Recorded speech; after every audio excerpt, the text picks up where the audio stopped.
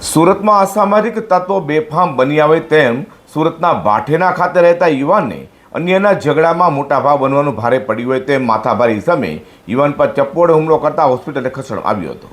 સુરતના ભાઠેના ખાતે રહેતી તાહેરાબેન અંસારીએ જણાવ્યું હતું કે તેઓના પુત્ર રિઝવાન અહેમદ અંસારી પર ઉવેશ માનસિક ઉર્ફે ઉવેશ કાલીએ ચપ્પોડે હુમલો કર્યો હતો। તો ઘટના અંગે પૂછતા તેમણે જણાવ્યું હતું કે ઘર પાસે રહેતી એક યુવતીનો પગ માથા પર ઉવેશ માનસિકને લાગી જતા તેની યુવતીને ગાળો આપી હતી, જેથી યુવતી તેની માતાને લઈ સમજાવવા જતા ઉવેશે તેમને પણ ગાળો આપતા ઘર પાસે જ રહેતો રિઝવાન અહેમદ અંસારી સમજાવવા ગયો હતો।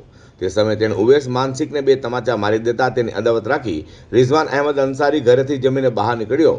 તે આરોપી ઉવેશ માનસિકે વાતચીત કર્યા બાદ પોતાના શર્ટની અસ્તીનમાં મૂકેલા ચપ્પુ કાઢી તેના પર હુમલો કરી દીધો હતો, જે લઈને તાત્કાલિક રિઝવાનને સારવાર માટે હોસ્પિટલે ખસેડવામાં આવ્યો હોવાનું રિઝવાનની માતાએ કહ્યું હતું। તો યુવતીને પણ આરોપી ઉવેશ માનસિક ઉર્ફે ઉવેશ કાલીએ ગાળો આપતા તેને પણ ફિનાઇલ પી આપઘાતનો પ્રયાસ કરતા તેમને પણ હોસ્પિટલે ખસેડાયો હોવાનું રિઝવાન અહેમદની માતા તાહેરા બાનુ અંસારી જણાવ્યું હતું। मेरा नाम ताहिरा अंसारी, मेरे लड़के का नाम रिजवान अहमद अंसारी। वो मेरा लड़का खाना खा के बाहर निकला। वो लड़के ने अवैस मानसिक है बोलते, अवैस कालिया भी बोलते उसको, उसने मेरे लड़के को चाकू से मारा। वो 2 दिन पहले एक लड़की के बारे में कुछ मगजमारी हुई। वो लड़की का पैर लग गया था उसको, तो लड़की ने सॉरी बोला, भाई गलती हो गई। फिर भी उसने गाली गलौज किया।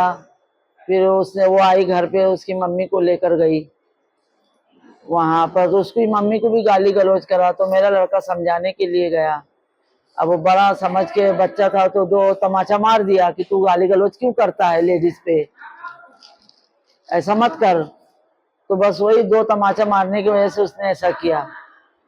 और 2-3 जन कल 3 बजे 2-3 लोग आए, उससे बातचीत करने लगे और वो बातचीत करते वैसा पलटा। बस उसने आस्तीन में रखा हुआ था, हाथ में चाकू आस्तीन से छुपाया हुआ था, और जैसे ही वैसा पलटा बस उसने घुसा दिया पेट में मेरे लड़के के।